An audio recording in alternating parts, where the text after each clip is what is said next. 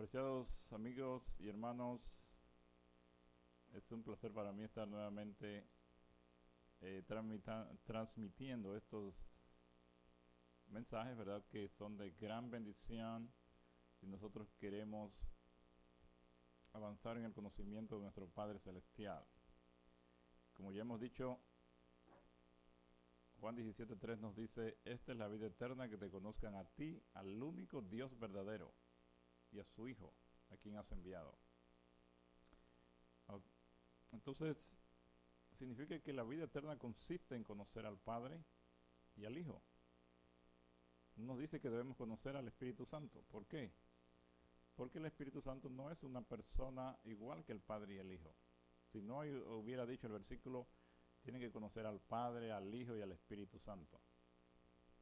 El Espíritu Santo es algo que es la mente de Dios, es ese espíritu, es ese aliento, esa es su presencia.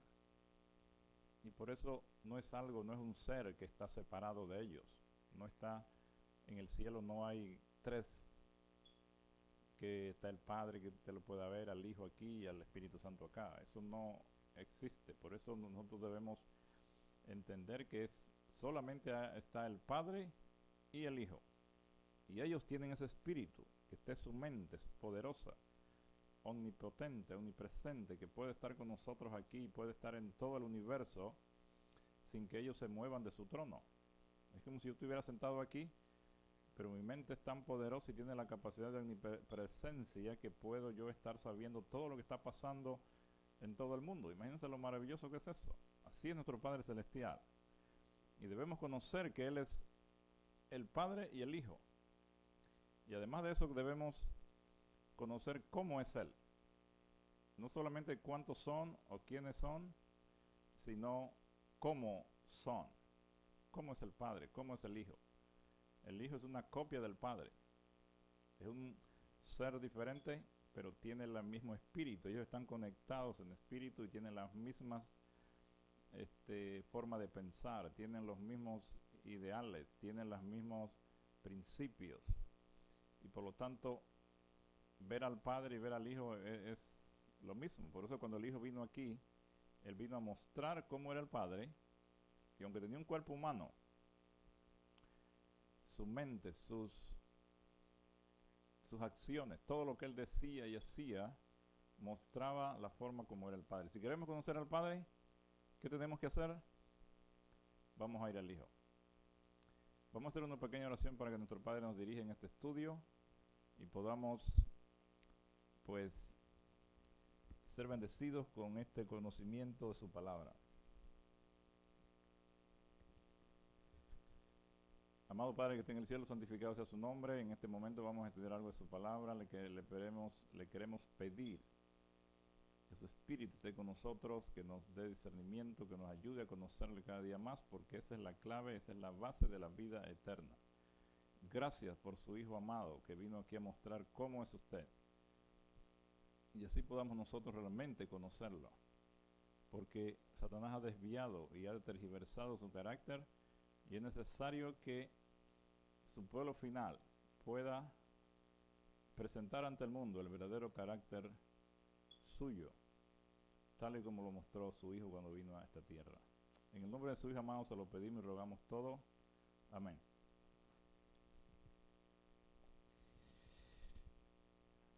Ok, muy bien. En esta mañana vamos a estar hablando de un tema muy interesante, muy importante que podamos conocer esto. Es acerca de el universalismo. Vamos a hablar del universalismo y en cuanto a la salvación. ¿Qué es lo que piensa el universalismo? ¿Qué enseña? ¿Qué enseñan las diferentes iglesias que tenemos en la actualidad? Por encimita, ¿verdad? Vamos a dar una idea. Y vamos a ver lo que dice la palabra acerca de la salvación. Porque todo esto universalismo tiene que ver con la salvación. Así que vamos a ver lo que dice la palabra en cuanto a la salvación. ¿Cómo es que realmente nos salvamos del pecado, de la muerte? ¿Y cómo podemos llegar a tener vida eterna? Esa es lo más importante para nosotros, porque ¿cómo podemos llegar a tener la vida eterna? Todo lo que hacemos es porque queremos obtener la vida eterna. Entonces, necesitamos saber cómo se obtiene esa vida eterna. Si usted no sabe cómo es que realmente Dios nos salva, entonces ¿cómo usted va a poder salvarse? Es necesario que podamos entender ese proceso de la salvación, cómo es que ocurre, pero en realidad lo que la Biblia dice, no lo que nos han enseñado, ni lo que hemos creído posible por mucho tiempo. Así que, empezando con esto de la doctrina del universalismo, ¿qué es lo que dice esta doctrina? La doctrina del universalismo es una creencia que sugiere que todo el mundo irá finalmente al cielo, independientemente de sus creencias o acciones religiosas. Los universalistas sostienen que un Dios amoroso y justo no condenará o no condenaría a nadie al sufrimiento eterno y que la salvación está al alcance de todos. Vamos a ver que todas estas doctrinas tienen algo de verdad y también tienen mentira. Eso es muy peligroso porque cuando nosotros combinamos la verdad con la mentira, se hace más difícil detectar si es verdad o no. Y entonces es más fácil ser engañados. Por eso Satanás él usa esta estrategia para engañar al mundo entero. Entonces él combina la verdad con la mentira y así pues es mucho más fácil engañar a las personas. Entonces esta doctrina tiene cosas que son verdaderas, pero también tiene cosas que son falsas y por eso es que debemos conocerla para saber cuál es lo que podemos tomar de allí positivo y cuál es lo negativo que debemos desechar. Por eso dice escudriñarlo todo y retener lo bueno. Pero para poder determinar si algo es verdad o mentira, nosotros tenemos que investigar, tenemos que estudiar el tema, ¿verdad? No solamente aceptarlo así por así. Entonces, ¿qué es la doctrina del universalismo en el cristianismo? Vamos a ver entonces, la cuestión de si todo el mundo va al cielo, encarnada en la doctrina del universalismo, ha despertado la curiosidad de teólogos y laicos durante muchos siglos. El universalismo en su sentido más amplio afirma que todas las almas serán finalmente reconciliadas con Dios y se les concederá la vida eterna en el cielo. Esta idea desafía las enseñanzas cristianas tradicionales que delinean una clara división entre salvados y condenados. Unas implicaciones teológicas tan profundas exigen un examen cuidadoso, contemplativo de las pruebas escriturales para poder conocer la verdad. Así que la raíz de este universalismo remonta de los primeros padres de la iglesia. Se le llama primeros padres a estos líderes católicos como Orígenes. Era un teólogo de principios del siglo III. Sugirió en su doctrina de la apocastasis que todas las almas, incluso los condenados al infierno, serían finalmente restaurados a un estado de derecho, relación con Dios. Sin embargo, este punto de vista fue considerado herético por la corriente principal del cristianismo. Entonces, este personaje Orígenes, un teólogo del principio del siglo III, él estaba de parte de este universalismo, tal como lo escribió en la doctrina de la apocatastasis. Sí, entonces ya vemos que esta idea pues viene desde mucho tiempo atrás. Pero como el universalismo tiene cosas que sí son positivas, que son verdad, entonces siempre hay personas que van a creer y que van a seguir en cierta forma lo que se presenta allí. Aquí vemos textos en la Biblia como por ejemplo, 2 Pedro 3:9, donde dice: el Señor no tarda en cumplir su promesa, como algunos entienden la lentitud. Al contrario, es paciente con nosotros, pues no quiere que nadie perezca, sino que todos lleguen al arrepentimiento. Entonces ahí dice que el Señor no es que Él retarda su promesa, sino que quiere que todos se arrepientan, que todos no perezcan, que nadie perezca, ¿verdad? Sino que todos se salven, en otras palabras. Así que también ellos usan otro texto como 1 Timoteo 2:4, donde afirma que Dios quiere que todos los hombres se salven y lleguen al conocimiento de la verdad. Y el versículo antes mencionado de 2 de Pedro, también 3:9, donde dice que Él está esperando que todos, ¿verdad?, se arrepientan para que obviamente sean salvos. Sin embargo, la gente los críticos, ¿verdad?, de esta doctrina, de tales interpretaciones, dice que esta forma de pensar, pues, simplifican en exceso los temas teológicos complejos y socavan la necesidad de la fe y el arrepentimiento, porque ya no es necesario la fe y el arrepentimiento. Si ya al final todos vamos a ser salvos, ¿para qué yo tengo que estar arrepintiéndome, no? Pero debemos pues entender que todas estas cosas, como dije, de algunas cosas son verdaderas, otras son falsas, y debemos entender cuáles son para que no caigamos en el error. En este universalismo lo que ellos dicen no es como que Dios los va a llevar así como estén, sino que ellos piensan que todas las personas se van a reconciliar finalmente con Dios, y por eso es que van a ser salvos, porque al final Dios va a estar tratando y tratando de salvarlos, y finalmente pues ellos van a aceptar y van a ser reconciliados con Dios y van a ser salvos. Pero sabemos que en el diluvio no podemos pensar que todos se van a ser salvos, y allí vemos que todos los que perecieron, excepto Noé y su familia, fue porque no aceptaron la invitación y no quisieron arrepentirse, y por lo tanto se irán a perder. Así que vamos a ver algunos de estos pasajes bíblicos que utilizan los partidarios del universalismo para apoyar sus creencias. Y rápidamente vamos a ir rápido porque este temita está muy tremendo y no tenemos mucho tiempo. Así que los defensores del universalismo suelen recurrir a pasajes como dijimos, 1 Timoteo 2, 3 y 4. Por ejemplo, de ahí Pablo dice: esto es bueno y agradable a los ojos de Dios, nuestro Salvador, que desea que todos los hombres se salven y lleguen al conocimiento de la verdad. Así que vemos aquí que este pasaje se cita con frecuencia para subrayar la voluntad suprema de Dios para la redención universal.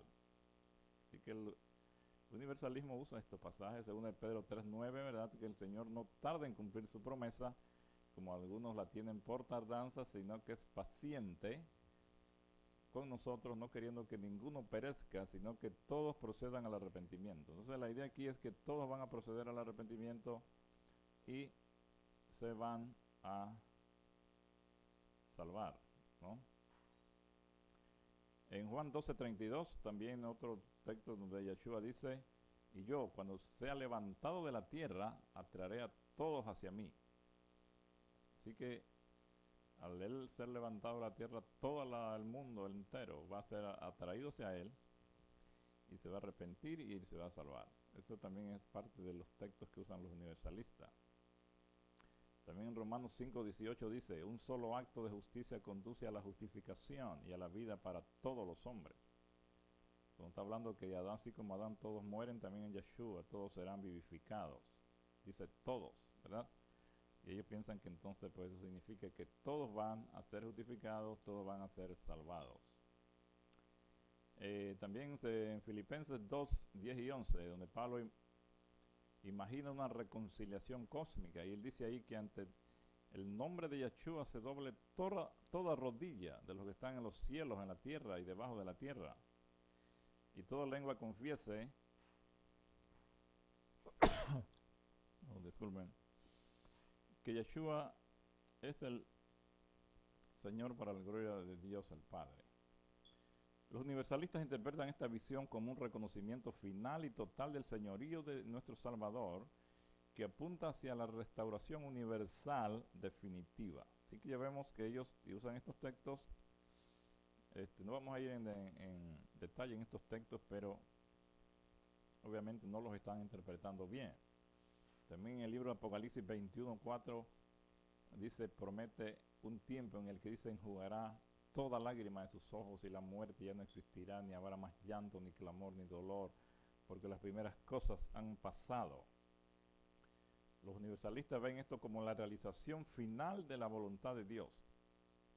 Un plan, dice, redentor, donde se erradican todas las formas de sufrimiento y separación. ¿Ok? Aunque estos pasajes son convincentes para los universalistas, es importante reconocer que sus interpretaciones suelen ser rebatidas por los puntos de vista tradicionalistas y por las personas que estudian realmente la palabra y ven que obviamente no podemos tomar esos textos en ese sentido como ellos lo están tomando. Así pues,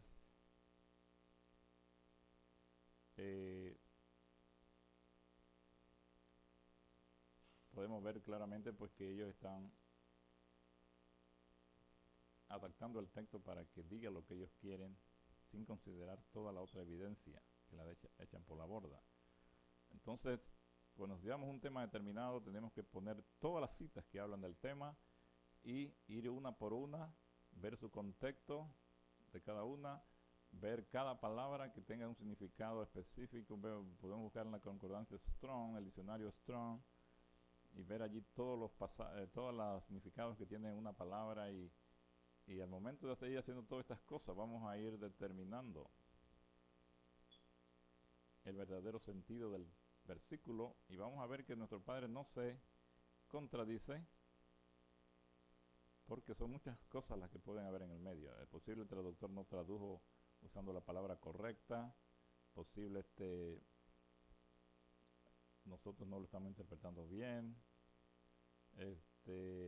posible nuestro Padre Celestial no está diciendo lo que Él realmente piensa, sino que está mostrando como en un espejo lo que hay en el corazón del hombre y se lo está presentando de esa forma para que el hombre reaccione y se arrepienta, porque nuestro Padre usa esos métodos para Él poder alcanzar al pecador, a las personas que no tienen su espíritu y no tienen discernimiento para entenderlo. Así como una madre que lidia con su hijo de 1 año, 2, 3, de una forma, porque es la única forma que ella ve que ese niño va a poder reaccionar. No le va a decir cosas que ya cuando está grande, no le va a decir las mismas cosas que le decía cuando estaba chiquito, para que él obedeciera, ¿no? Entonces así mismo nuestro Padre usa medios, y a veces por eso vemos que Él dice cosas que obviamente no es eso lo que Él quería decir, pero lo dice porque la gente a la que se la envió, que no tenían discernimiento, que estaban en la carne, en el viejo pacto, no van a entender de otra forma y nuestro Padre trata de ayudarlos, hablándoles de esa forma, ¿ok? Entonces, tenemos que ver algo muy importante aquí con esto del universalismo, es el libre albedrío, que todos tenemos esa capacidad que Dios nos ha dado, ese don, podríamos decir, donde cada persona va a elegir lo que desea. Dios no puede obligarnos, porque si Él nos dio ese libre albedrío, entonces tampoco nos puede obligar. Entonces, ¿para qué nos los dio entonces? Si nos va a obligar a que vayamos en una dirección que Él quiere. Así que la idea del libre albedrío hace que no todas las personas quieran ir a la salvación. Muchos no quieren, ellos están contentos con su vida aquí, con las cosas mundanales, con todas las actividades que les gusta, aunque vayan en contra de Dios, a ellos les gusta y prefieren eso antes que unirse a Dios con la esperanza de una vida eterna. Ellos dicen, mira, mejor yo gozo aquí la vida, eso allá yo no estoy seguro, y hacen lo que desean y lo que quieren. También el asunto de la justicia divina entra en juego, porque muchas personas no entienden la justicia divina y piensan que la justicia divina de Dios es igual que la de nosotros. La justicia humana es que cada acto malo tiene que ser castigado. En cambio, la justicia divina no es así. Dios no actúa de esa forma como nosotros. Obviamente Él tiene, por su capacidad de omnipresencia, omnisapiencia, omnipotencia, Él puede usar otros medios para por su justicia. Pero la justicia de nuestro Padre Celestial es hacer lo correcto, y hacer lo correcto para Él es mostrarle misericordia al pecador. No es castigando al pecador, sino mostrándole misericordia. ¿Cómo le muestra misericordia al pecador? Llamándolo al arrepentimiento por medio de su espíritu, para que la persona recapacite y se aparte del pecado y pueda encontrar la salvación, evitar las consecuencias del pecado, que es la muerte eterna. Pero ¿qué sucede si el hombre no quiere, se endurece, se aparta, se revela? Entonces la justicia de Dios es dejarlo a que coseche las consecuencias de lo que él desea, de su propio camino. O sea, le deja que obtenga la cosecha. Así como esa es la ley de la siembra y la cosecha, todo lo que el hombre sembrare, eso también segará. Y si usted siembra algo malo, no va a esperar recibir algo bueno. Entonces nuestro Padre deja que la persona coseche, y al final la cosecha final del pecado es la muerte eterna. ¿Ok? El mismo pecado dentro de la persona le va a causar la muerte eterna, igual que Satanás. Y así como murió el Salvador en la cruz, así mismo van a morir todos los impíos y transgresores, los que no quisieron aceptar su salvación, su poder para ser librados del pecado, de ese enemigo que está dentro de nosotros, que es como gasolina que al final, en la presencia del Padre Celestial, nos va a causar un fuego interno. Pero no es un fuego igual que la gasolina normal. Este fuego es un fuego mental, una angustia mental, un quebrantamiento del corazón que va a causar la muerte de la persona. ¿Okay? Así como nuestro Salvador murió en la cruz, dice Elena G. White, así mismo morirán los impíos, y Satanás también. Dios no le mandó un fuego al Hijo para destruirlo. Dios no hizo nada para que el Hijo muriera. Fue el pecado de la humanidad que estaba llevando sobre sí que le causó esa angustia mental, dice Elena G. White, que murió por los pecados del mundo, por ese quebrantamiento del corazón, por la angustia mental que el pecado le causa a una persona cuando está enfrente de Dios. Así mismo van a morir los impíos.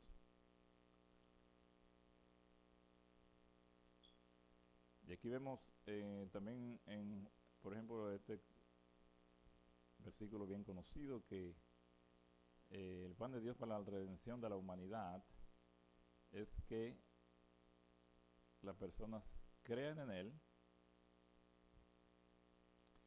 y se arrepientan, ¿verdad? ¿Por qué necesitan que se arrepientan? Porque alguien con pecado no puede estar en la presencia de Dios. El pecado es totalmente como algo terrible. No puede alguien con pecado estar en la presencia de Dios. Entonces, eso es lo que nosotros debemos entender. Dios nos quiere liberar del pecado. Y la única forma de liberarnos del pecado es que Él transforme nuestro corazón, si la persona desea. Por eso la persona tiene que hacer algo, poner su parte. ¿Cuál es la parte que el hombre tiene que hacer? Arrepentirse. Pedirle a Dios que lo perdone.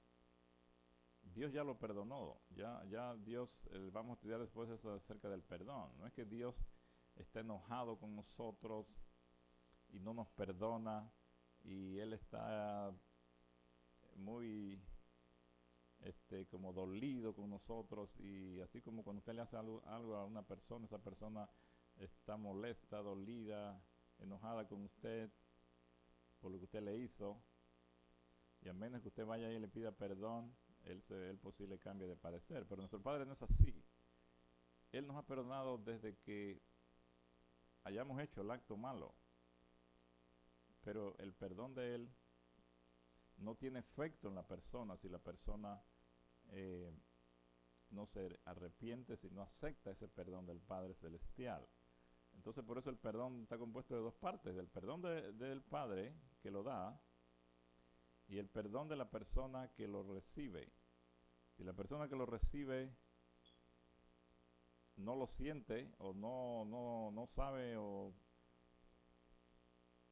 no es capaz de determinar que Dios lo ha perdonado, entonces él sigue cargando con esa culpabilidad. Y por eso el perdón necesita estas dos fases.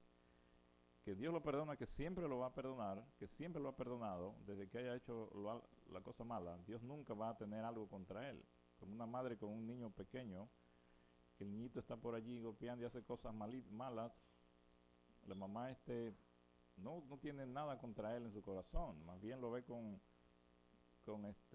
misericordia, lo ve con compasión, y dice, oh, mi hijito no sabe esas cosas, no sabe que eso le puede traer este mal, y hizo eso malo, pero la madre nunca va a tener un espíritu de rencor, de odios a su hijo, como algunos piensan que Dios tiene hacia nosotros antes de que uno se arrepienta. Ok, entonces,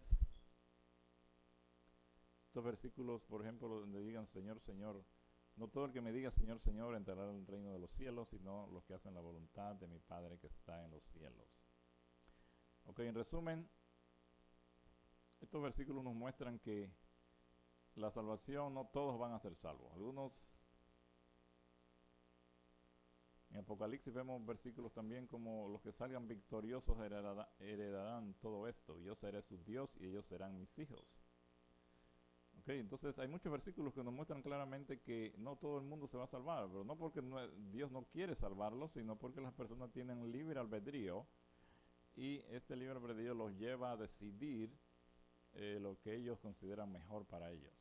Ok, entonces no hay forma de que usted diga, oh, todos van a ir para el cielo. Así que el universalismo, en resumen, no es verdad. ¿Verdad?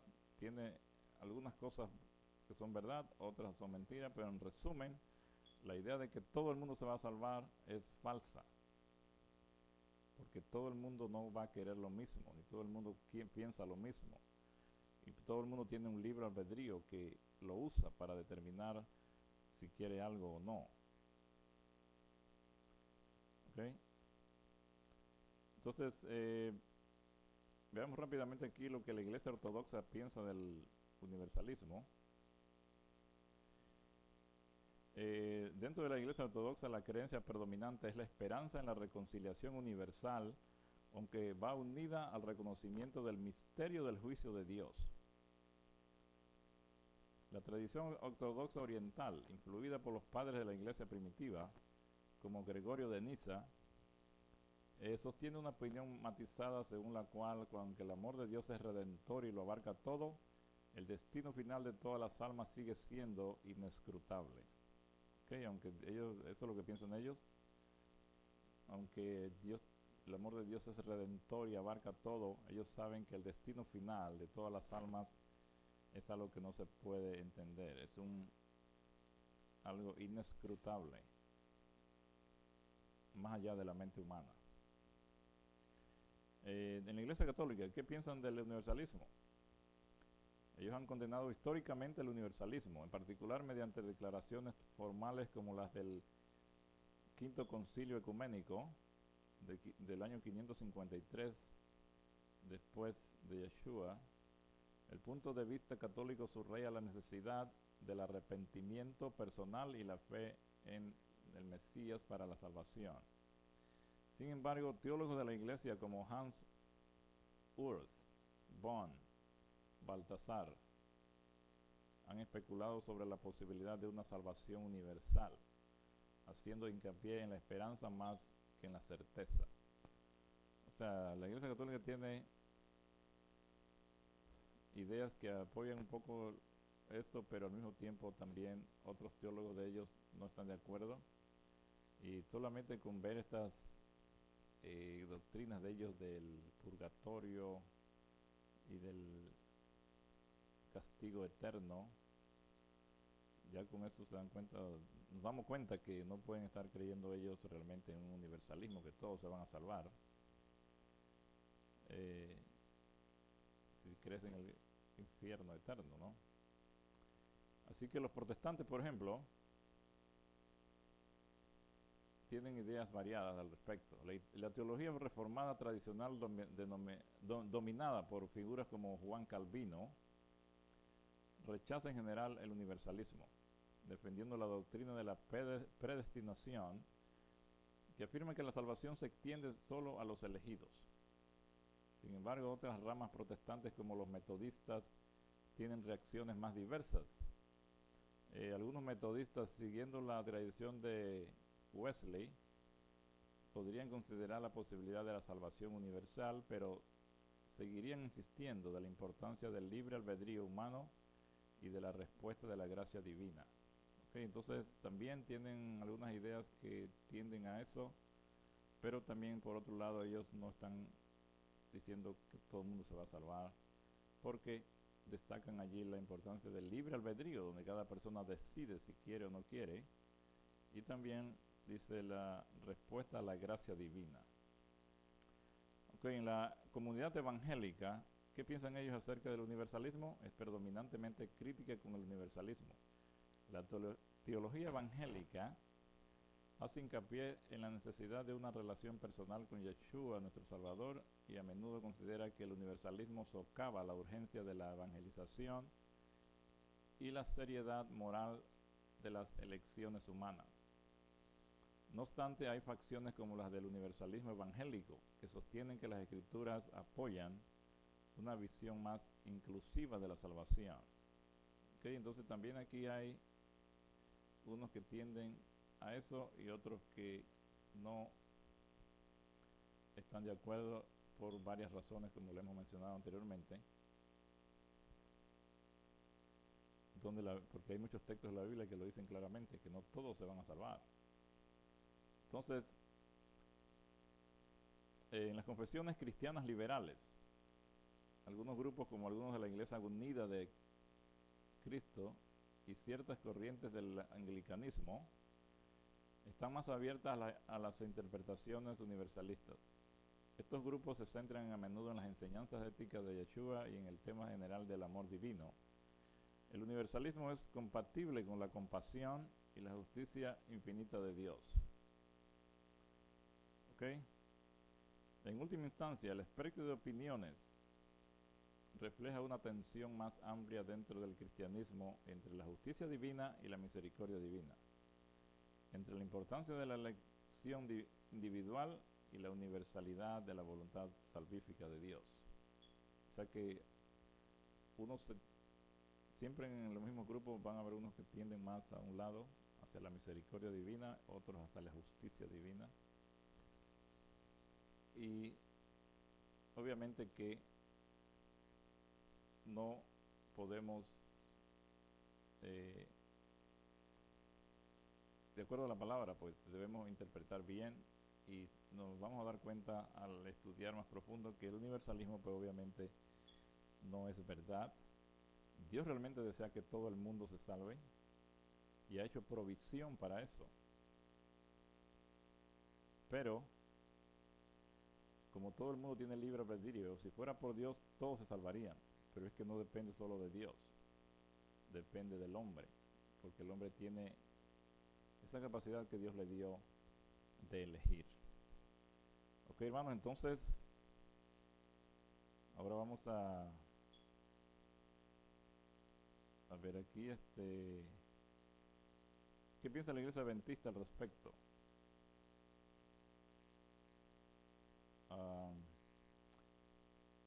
Vamos a ver un poquito aquí en la fe de Jesús, en este librito, ¿verdad? La fe de Jesús, este curso básico, en la lección número 7, ellos hablan de la salvación y nos presentan aquí en 7 preguntas rápidas, ¿verdad? ¿Cuál es la consecuencia final del pecado?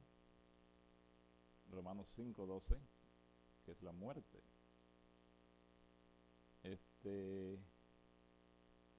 Vamos a ver, ¿puede el hombre resolver el problema del pecado? Jeremías 2:22, no, ¿verdad? Aunque se dice que te laves con lejía y hagas lo que sea por fuera, ahí el pecado va a seguir, porque nosotros mismos no podemos sacar ese pecado es parte de la mente del hombre, y nosotros nacimos con estas tendencias del pecado, por ser hijos de Adán que pecó, nos traspasó eso en nuestros genes. Y si usted cree, si usted naciera en una isla y estuviera solito allí, con el tiempo y cuando crezca, va a tender a a tener cosas negativas, cosas en contra de Dios. ¿Por qué? Porque ya lo trae en su naturaleza, en su sangre, en sus genes. ¿Qué provisión hizo Dios para salvar al hombre? Juan 3:16. De tal manera amó Dios al mundo que dio a su Hijo unigénito. Vamos a estudiar eso un poquito más en detalle. ¿Cómo describió Yeshua su misión? Dice, él vino a buscar y a salvar lo que se había perdido. ¿Cometió Yeshua algún pecado? Hebreos 4:15. Obviamente sabemos que él no cometió ningún pecado, ni se halló engaño en su boca. ¿Cómo pagó Yeshua la deuda del hombre? Isaías 53, porque dice que él llevó sobre él todo, la maldad del hombre, los pecados de la humanidad fueron puestos sobre él, y por su llaga fuimos nosotros curados. ¿Qué acto aseguró nuestra salvación? 1 Corintios 15, 20 al 22. Eso allí obviamente está hablando de la muerte de él en la cruz.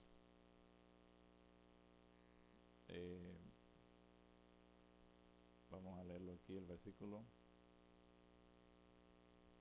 1 Corintios 15, 20 al 22 dice, mas ahora Yeshua ha resucitado de los muertos, primicia de los que durmieron es hecho. Porque por cuanto la muerte entró por un hombre, también por un hombre la resurrección de los muertos. Porque así como en Adán todos mueren, también en Yeshua todos serán vivificados. ¿Ok? Dice ahí también, tiene ahí en la parte de atrás de esta lección, dice, si un niño cae en un precipicio, su padre seguramente hará todo lo posible por sacarlo. Si el niño es raptado, su padre pagará cualquier suma por rescatarlo. Si está enfermo, contratará el mejor médico y comprará todas las medicinas. Dios perdió a sus hijos. Estos cayeron en el abismo del pecado, fueron raptados por Satanás, quedaron enfermos por el pecado. Pero Dios, como un buen padre, tomó las medidas para salvarnos. La redención de la humanidad costó nada menos que la sangre preciosa de Yeshua, nuestro Salvador. 1 Pedro 1, 18 y 19. Entonces, en resumen, ellos dicen, el plan de salvar al hombre es un plan de amor. Juan 3:16. Consistía en que Dios daba a su Hijo y el Hijo venía a buscar lo que se había perdido. Y daba su vida como precio del rescate por el pecador. O sea, la idea que se nos ha presentado, aquí se presenta, ¿verdad? Y que muchos tienen esta idea, es que al caer en pecado, es como si Satanás hubiera raptado a la raza humana y ahora él pide un rescate. Y el Hijo vino a buscar y a salvar lo que se había perdido. Y por medio de su muerte, él paga el precio del rescate, ¿verdad? Eso es lo que nosotros entendemos o se nos ha enseñado, ¿no? Pero vamos a ver qué dice la Biblia y el Espíritu Profecía acerca de nuestra salvación. ¿De quién fue la idea de que el pecado debía pagarse con muerte? Vamos a ver que no es Dios el que está pidiendo que se pague el pecado el pecado con la muerte. Vamos a leer en Deseado a toda la gente, página 739, párrafo 4. Y allí dice, al iniciarse el gran conflicto, Satanás había declarado que la ley de Dios no podía ser obedecida, que la justicia era incompatible con la misericordia y que si se quebrantaba la ley, sería imposible que el pecador fuera perdonado. Todo pecado debe recibir su castigo, insistía Satanás. Y si Dios perdonase el castigo del pecado, no sería un Dios de verdad y justicia. Ok, entonces hermanos, en el deseo de toda la gente, página 739 se nos está mostrando que al iniciarse este gran conflicto entre Dios y Satanás, Satanás tenía unas ideas contrarias a Dios con respecto a la ley y a la justicia de Dios. Él decía que la justicia no puede ir con la misericordia, que si una persona quebrantaba la ley, sería imposible que el pecador fuera perdonado. Es decir, toda persona que quebrantaba la ley necesita recibir la pena, y la pena era la pena de muerte. Por eso la Biblia dice, la paga del pecado es la muerte. Entonces Satanás, la injusticia de Satanás es que Dios tiene que castigar al pecador.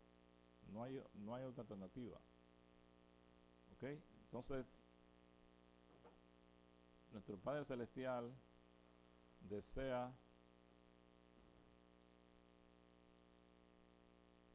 que nosotros conozcamos la verdad de todo esto para que salgamos de estas ideas de Satanás que nos mantienen con miedo.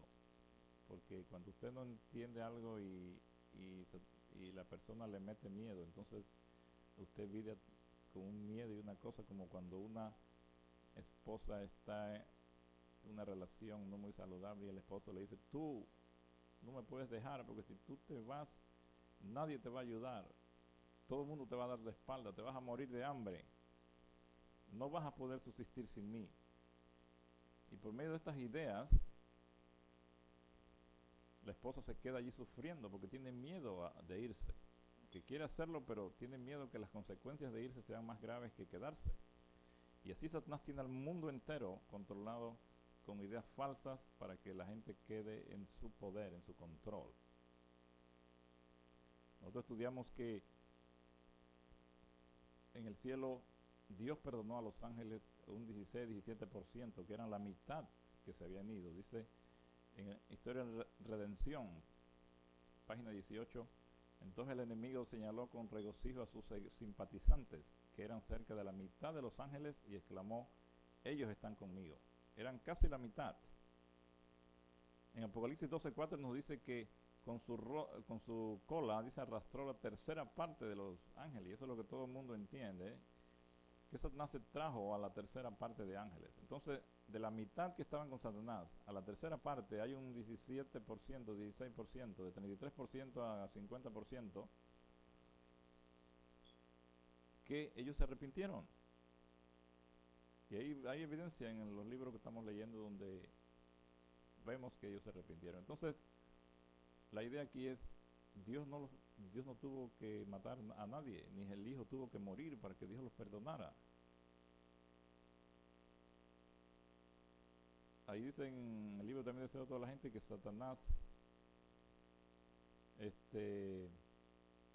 Dios lo perdonó muchas veces, lo llamó al arrepentimiento. Y él decía primero que sí, ok, todo, yo me voy a cambiar, y lloraba y toda la cosa, y después volvía a las andadas. Entonces, pero Dios lo siguió perdonando porque él tenía el deseo de que él se restableciera, pero Satanás finalmente, por su orgullo, y que ya había ido demasiado lejos, ya no pudo regresar, o no quiso regresar, ¿verdad? Mejor dicho, pero porque ya estaba muy comprometido, y si ahora él tenía que arrepentirse y decir a todos los ángeles, oh, yo estaba equivocado, eso que yo decía no era verdad, nuestro Padre es justo, Él es bueno, Él es verdadero, yo soy el que he fallado, eso lo iba a hacer ver muy mal ante todos los ángeles. Así que él mejor se apegó a su macho, como decimos, y siguió en su obstinación de rebelarse contra Dios. Nosotros vemos en Hebreos 9:22 dice, y casi todo es purificado según la ley, con sangre, y sin derramamiento de sangre no hay remisión de pecados. Y en la versión TLA dice, la ley dice que la sangre quita el pecado de casi todas las cosas, y que debemos ofrecer sangre a Dios para que nos perdone nuestros pecados. ¿Qué ley dice eso? Obviamente que no es la ley moral de Dios. Era la ley ceremonial, la ley de todos los sacrificios y toda la cosa. Pero ¿por qué Dios hace esta ley de los sacrificios?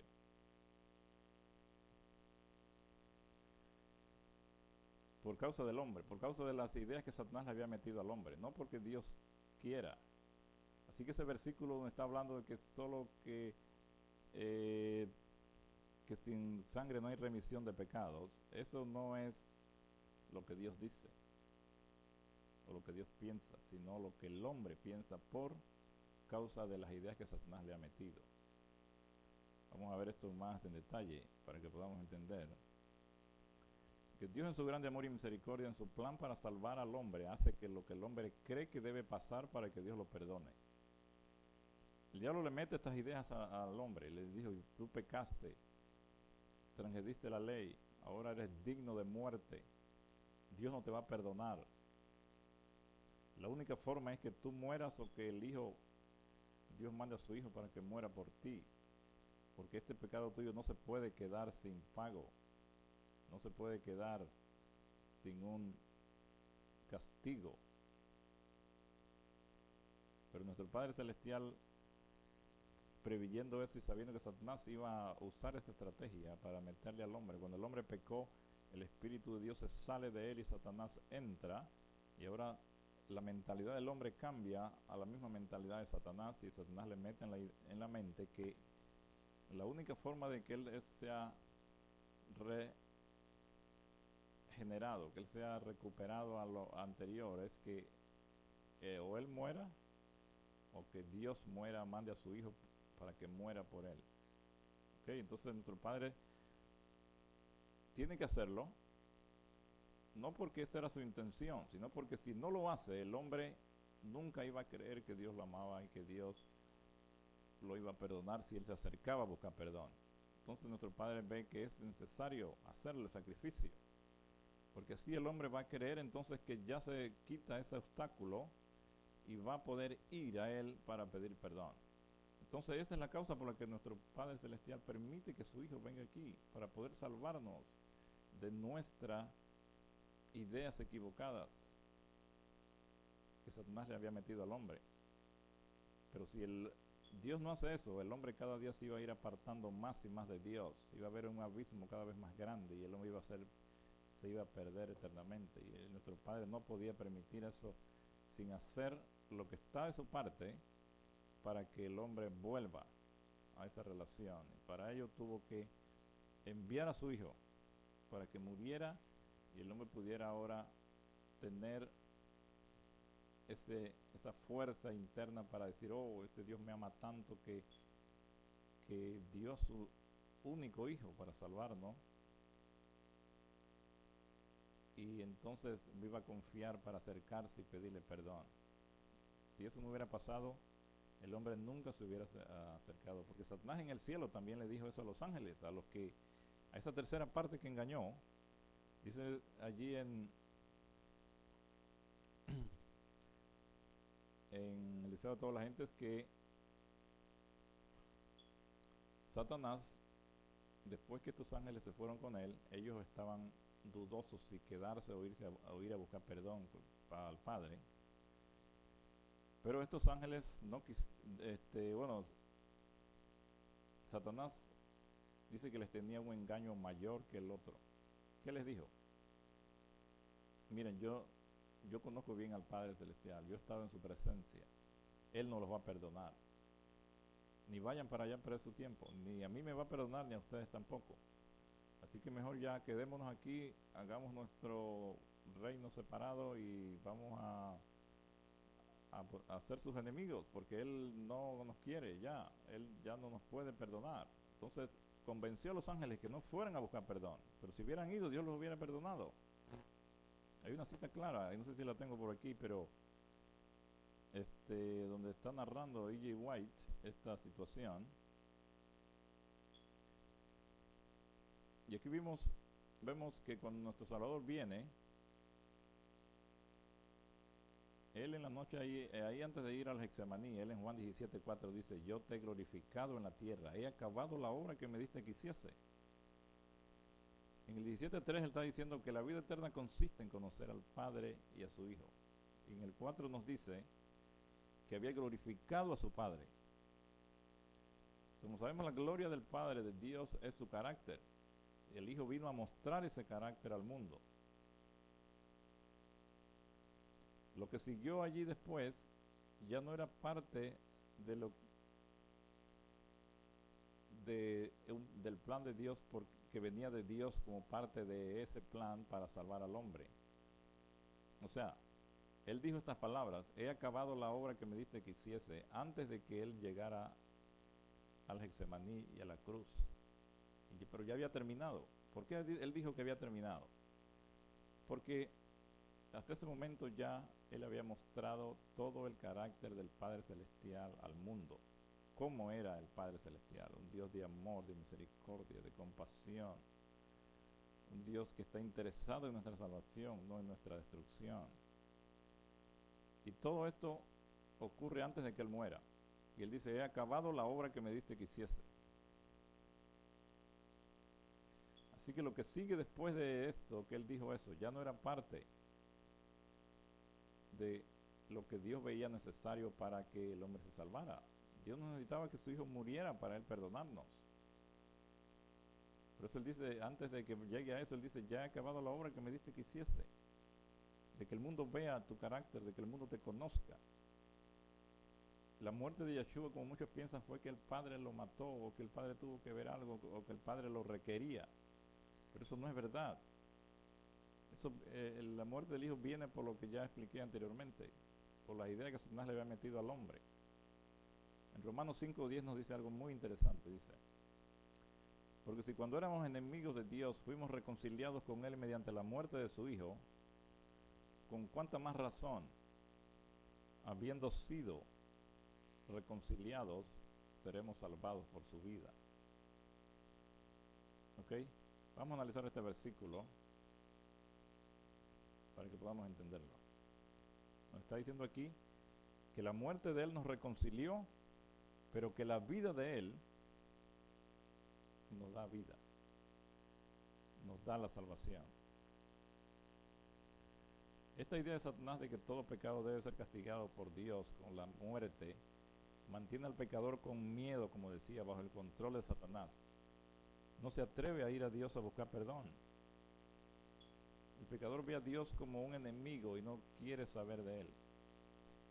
Prefiere seguir siendo prisionero y esclavo de Satanás porque le da miedo que salirse de allí le va a causar más problemas todavía, va a recaer sobre él más cosas negativas y malas, porque eso es lo que Satanás le ha metido.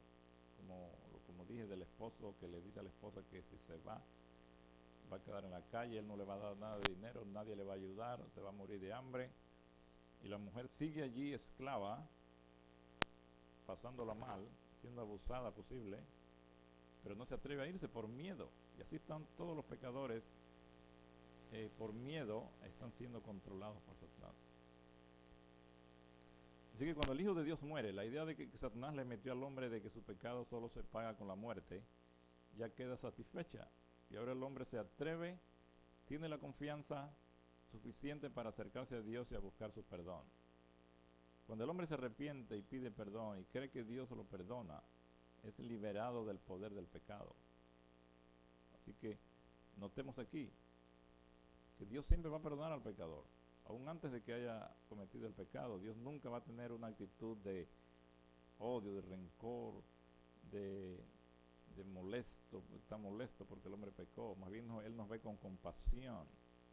Y Él dice, oh my goodness, mi hijo, si este hijo pudiera tener el espíritu mío, Él podría vencer el pecado, Él podría evitar las consecuencias del pecado, que es la muerte a las finales, pero mientras tanto causa muchos dolores y sufrimientos a la gente que anda pecando, porque el fruto que da el pecado no es nada bueno, hermanos.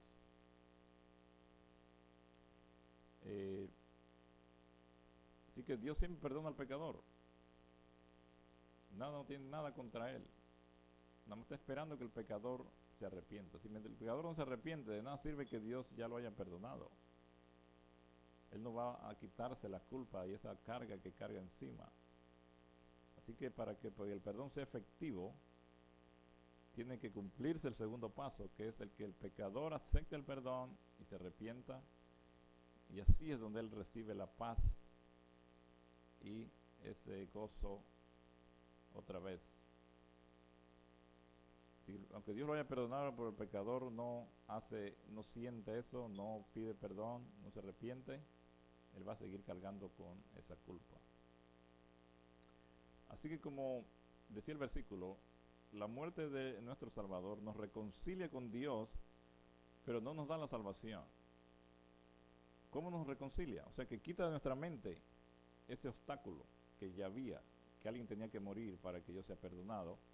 Entonces ya yo me acerco a Él con confianza porque veo su grande amor manifestado en su muerte, la muerte de su Hijo.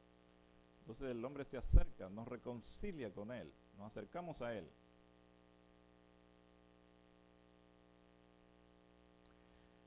Y esto es evidente porque aunque el Salvador murió y cargó los pecados de toda la humanidad como nosotros sabemos,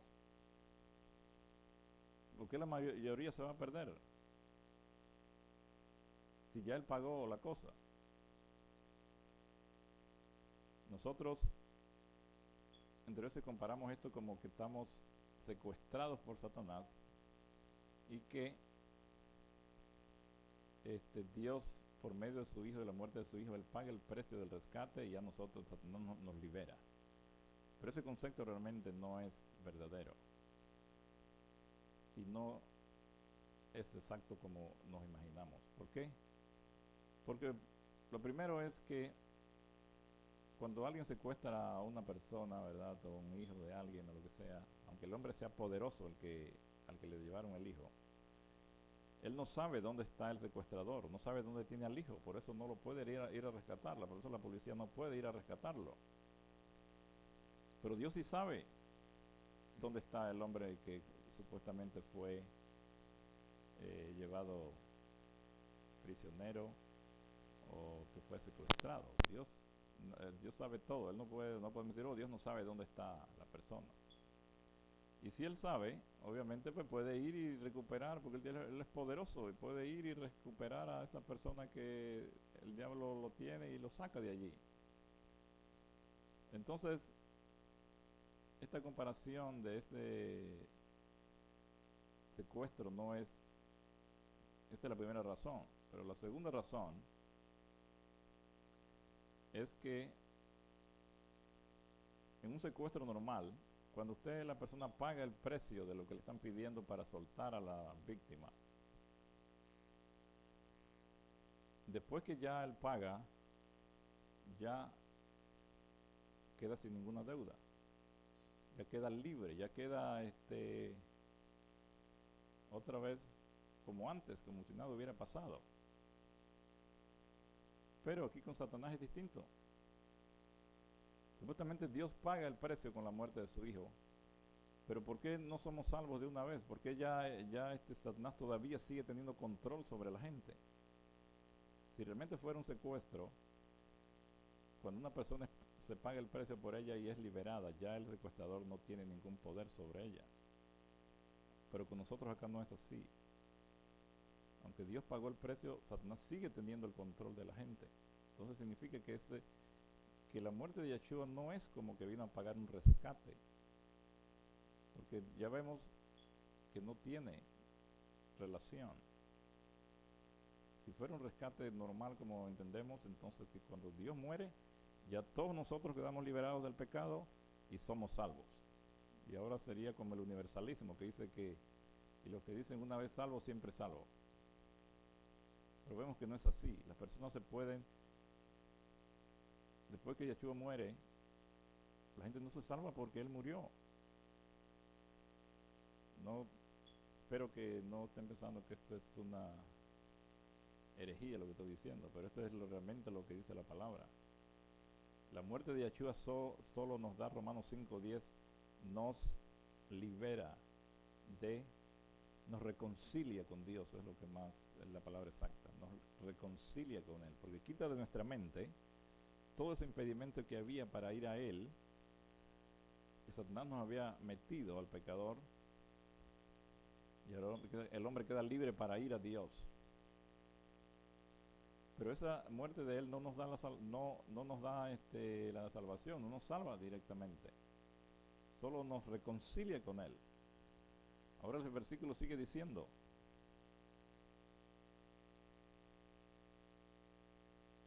que más cuanto ahora que estamos reconciliados con Él, vamos a ser salvos por su vida. ¿Cómo es entonces eso?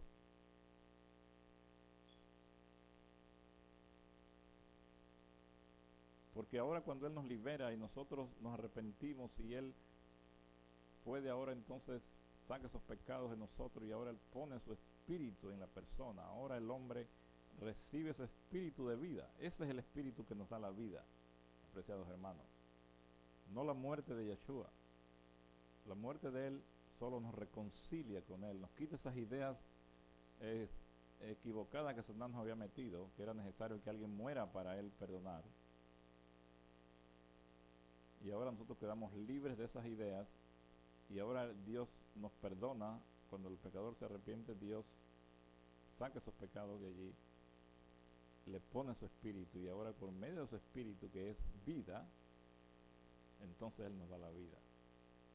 Y si no nos apartamos y deshacemos esa relación con Dios, nosotros vamos a tener esa vida, es la vida eterna. ¿Por qué? Porque aquí empieza, y cuando Él venga solamente vamos a ser transformados, o vamos a ser resucitados a la semejanza del Hijo en carácter, y esa vida continuará eternamente. Pero es la vida de Él, por medio de su Espíritu en nosotros, que nos da la vida eterna. Eso es lo que nos da la salvación. No que Él haya muerto. La muerte de Él realmente solo nos reconcilia con Él, nos quita esas ideas que Satanás nos había metido. Deseo a toda la gente. 7:39:4 dice: al iniciarse el gran conflicto, Satanás había declarado que la ley de Dios no podía ser obedecida, que la justicia era incompatible con la misericordia, y que si se quebrantaba la ley, sería imposible que el pecador fuera perdonado. Todo pecado debe recibir su justo castigo, insistía Satanás, y si Dios perdonase el castigo del pecado, no sería un Dios de verdad y justicia. Esa es la idea de Satanás, que Dios tiene que castigar el pecado, Dios tiene que matar a su Hijo posible, había que matar animales, que sin la muerte Él no perdona, pero eso no es verdad. La muerte del Hijo nos reconcilia con Él, nos ayuda a acercarnos a Él, y entonces a pedirle perdón. Él nos perdona, entonces Él pone su espíritu en nosotros, que nos va a dar la vida eterna. Así que Dios paga este precio del pecado, no porque Él lo requiere, sino porque si no lo paga, el hombre controlado y creyendo las mentiras de Satanás no trataría de acercarse a Dios a buscar perdón, porque no creería que Dios lo iba a perdonar. Satanás usó esta misma estrategia en el cielo, como dije, con estos ángeles allá. Les dijo: Dios no lo va a perdonar, así que mejor ni vayan a pedir perdón. Ni a mí ni a ustedes los va a perdonar. Y ahí los ángeles se detuvieron y quedaron engañados, y ya se echaron su suerte con Satanás. Así que vemos ahí cómo Satanás usa su astucia para engañar al mundo entero. Aquí está la cita que le estaba diciendo sobre que los ángeles que se arrepintieron, que querían arrepentirse, y Satanás les dijo esta mentira. Dice: los ángeles leales volvieron a instar a Satanás y a sus simpatizantes a someterse a Dios.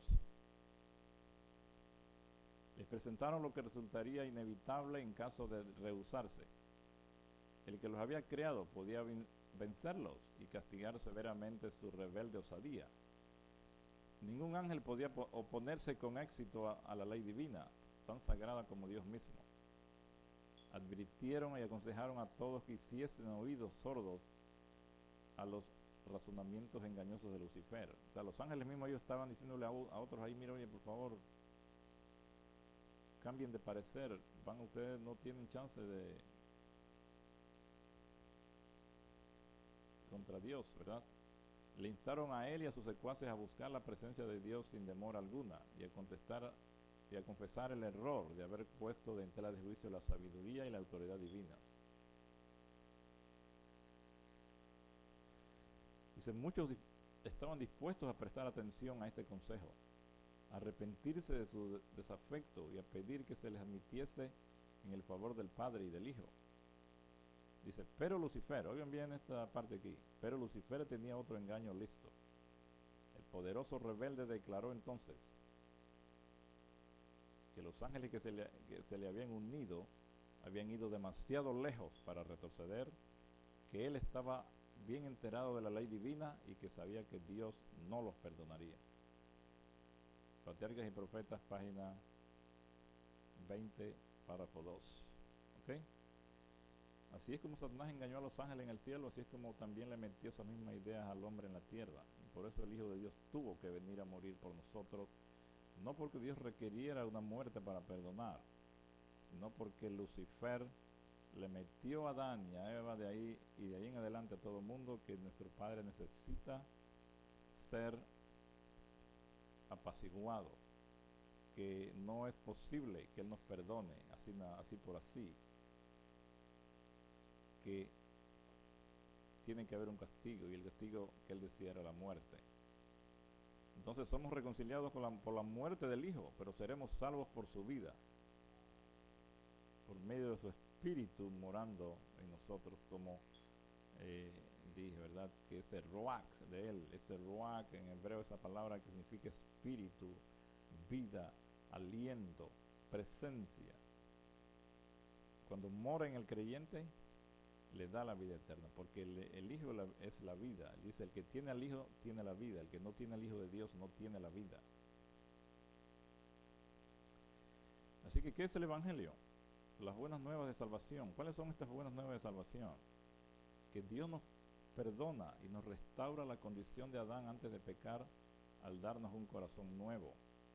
Y para que eso ocurra, solamente tenemos que arrepentirnos, porque Dios no puede lidiar con el pecado en nosotros, y Él tiene que sacar ese pecado, pero no lo puede sacar si usted no lo confiesa y no se quiere apartar de Él. Así que es necesario que usted se arrepienta y confiese su pecado para que Dios lo perdone, termine el proceso de perdón, y entonces usted quede libre para que Dios le pueda dar ese espíritu de Él.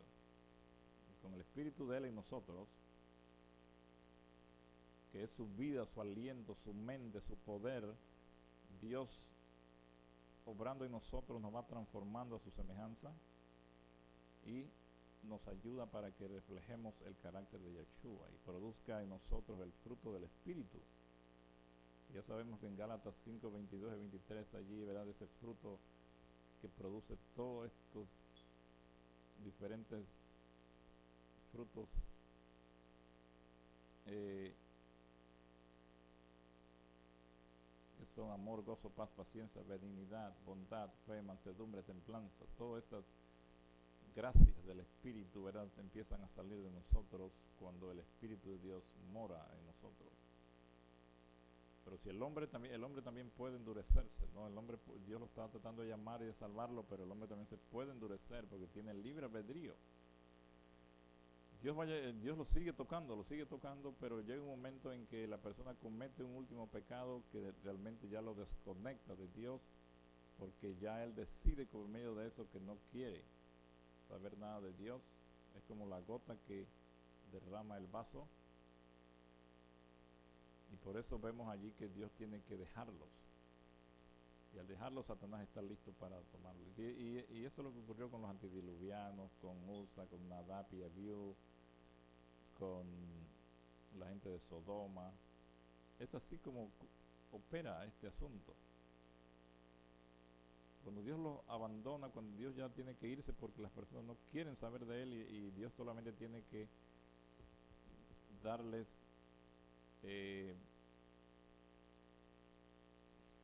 o sea, que tome efecto ese libre albedrío que Él les ha dado. Entonces el libre albedrío pues lleva a la persona que decida de otra forma y no quiere estar con Dios, y Dios tiene que darle lo que ellos desean. Al quedar ellos sin protección, entonces Satanás destruye. A las finales el pecado va a causar la muerte del pecador, porque como dice la Romanos 6:23, la paga del pecado es la muerte, mas la dádiva de Dios es vida eterna en Yeshua nuestro Salvador. Entonces algunos dicen, ¿cómo el pecado va a causar la muerte? Piensan que tiene que ser una persona que cause la muerte, pero no necesariamente. La muerte de Yeshua en la cruz mostró que los pecados de la humanidad sobre él le causaron la muerte, y tuvo una angustia que ustedes no se imaginan. Ese dolor mental en el Getsemaní le estaba haciendo romper los capilares de la frente y empezó a botar sangre. Imagínense la presión que él estaba en ese momento. Si no hubieran venido ángeles del cielo a socorrerlo, él hubiera muerto allí. Eso mismo le pasará a los impíos al final. No es que van a morir porque Dios les va a mandar un fuego y una cosa, no, el mismo pecado de ellos, al encontrarse con el carácter santo, el carácter lleno de amor desinteresado de Dios, es un contraste tan grande que le causa al pecador esa angustia. ¿Okay? Aquí nosotros vemos en el Deseo a toda la gente 7:17, párrafo 2, dice, pero no fue el lanzazo, no fue el padecimiento de la cruz lo que causó la muerte de Yeshua. Ese clamor pronunciado con grande voz en el momento de la muerte, el raudal de sangre y agua que fluyó de su costado, declaran que murió por quebrantamiento del corazón. Su corazón fue quebrantado por la angustia mental, fue muerto por el pecado del mundo. Ok, hermanos, ahí podemos ver claramente que esos pecados le causaron la muerte. En Deseo a toda la gente, página 701, dice lo siguiente: nuestro Salvador sintió la angustia que el pecador sentirá cuando la misericordia no interceda más por la raza humana. Lo que estamos diciendo aquí no es invento. Está diciendo aquí que el pecador al final, el impío al final, va a experimentar lo mismo que experimentó Yeshua en la cruz. Esa angustia, dice. Yeshua sintió la angustia que el pecador sentirá cuando la misericordia no interceda más por la raza humana. El sentido del pecado, que atraía la ira del Padre sobre él como sustituto del hombre, fue lo que hizo tan amarga la copa que bebía el Hijo de Dios y quebró su corazón.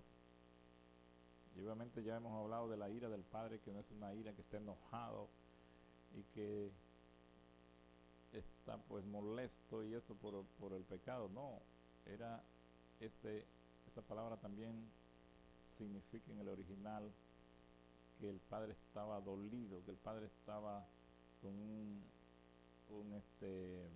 pesar, estaba sufriendo por su hijo, por verlo allí, tener que llevar eso por causa del hombre, porque el hombre creía las mentiras de Satanás. Eso fue lo que causó la angustia que en el Hijo de Dios, que el Padre, el mismo pecado se interpuso y el Hijo no veía al Padre, porque ese pecado de toda la humanidad se interpuso entre el Padre y el Hijo, y aunque el Padre estaba allí, el Hijo no lo podía ver, y pensaba que el Padre lo había abandonado. Por eso él le dijo en angustia: Dios mío, ¿por qué me has abandonado? Porque el pecado estaba haciendo una separación y ya él no sabía si su Padre estaba ahí o no. En Review and Herald, página del 4 de septiembre de 1883, dice lo siguiente: los que rechazan la misericordia tan libremente ofrecida aún tendrán que conocer el valor de lo que han despreciado. Sentirán la agonía que Yeshua padeció en la cruz para comprar la redención para todos los que la recibirán. Y entonces se darán cuenta de lo que han perdido, la vida eterna y la herencia inmortal. Así que los que lleguen a ese final, en la que tendrán que enfrentarse con lo que Yeshua enfrentó, dice que van a sentir esa agonía que Yeshua padeció en la cruz. Yo no quisiera estar allí, hermano. Y debemos hacer todo lo que está de nuestra parte por conocer a nuestro Padre Celestial, para amarle. Porque la única forma en que podemos realmente amarle de verdad es si lo conocemos mejor. Cada día lo vamos conociendo más lo vamos a amar. Porque conocer a Dios es amarle. Mucha gente no quiere saber de Dios, la mayoría de la gente no quiere saber de Dios. Y aún los mismos cristianos no se entregan totalmente a Dios. ¿Por qué? Porque no lo conocen y creen que Dios los anda vigilando, que los va a castigar si hacen esto, y que quieren hacer cosas que les gusta, pero que ellos saben que Dios no aprueba, ellos quieren seguir en eso. Pero cuando usted ama a alguien de verdad, cualquier sacrificio que tuviera que hacer se le haría pequeñito. Así como cuando usted está bien enamorado de la novia, ¿verdad?, o esposa, y usted puede estar dispuesto a hacer lo que sea por ella, por hacerla sentir bien. Así mismo el pecador haría eso por Dios, haría lo que sea por él, aún dar la vida. Por eso los que conozcan al Padre y al Hijo bien, al final no tendrán miedo de morir por la verdad. Aquí el universalismo, ya para terminar, puedo decirle que no al universalismo. No creemos en el universalismo. No estamos de parte de eso, para que ustedes estén claros. No porque estemos predicando que Dios no mata ni destruye, significa que ya somos universalistas. Los universalistas creen que todos van a ir al cielo, y sabemos que eso es mentira. Por el libre albedrío que Dios nos ha dado, las personas van a deciden en qué lado quieren estar, y la mayoría va a decidir en contra de Él. A pesar de todo lo que Dios ha hecho por ellos, Satanás los tiene tan engañados que ellos van a decidir por Satanás, por las cosas temporales de esta vida, por los placeres de esta vida. La justicia de Dios nunca se separa de su misericordia. El hombre mismo será el que cause su muerte al no querer arrepentirse de los pecados, y estos pecados le van a causar esa angustia y ese quebrantamiento del corazón que el Hijo de Dios sufrió en la cruz, y al final eso es lo que le va a causar la muerte. El pecado que tuvo su origen en Satanás lo destruirá a él mismo y a los que no quisieron arrepentirse o separarse, ¿verdad?, de él. Nuestro Padre los bendiga a todos, y aquí vamos a terminar. Feliz sábado. Esperamos que podamos cada día avanzar en el conocimiento de su palabra, en el conocimiento del carácter del Padre y del Hijo. Nuestro Padre los bendiga.